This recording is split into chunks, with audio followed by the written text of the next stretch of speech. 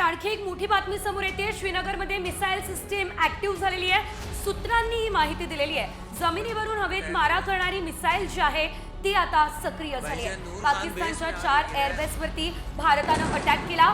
भारत आणि पाकिस्तान दरम्यान तणाव जो आहे तो दिवसेंदिवस वाढतच चालला असल्याचं बघायला मिळतंय।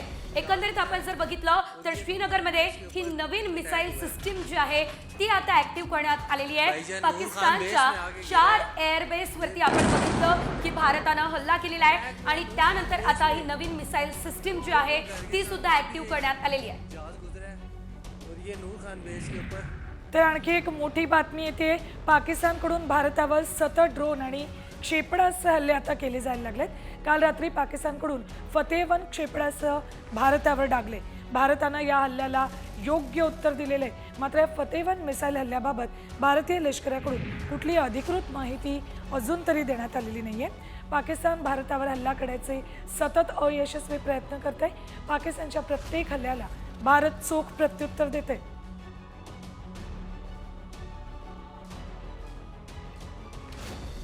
भारतानं हवेतच नष्ट केलेल्या एका क्षेपणास्त्राचे हे अवशेष। फतेह-1 बाबत अजून तरी भारताच्या सैन्याकडून अधिकृत माहिती देण्यात आलेली नाहीये। आणि यानंतर आणखी एक मोठी बातमी बघूयात। हरियाणामधील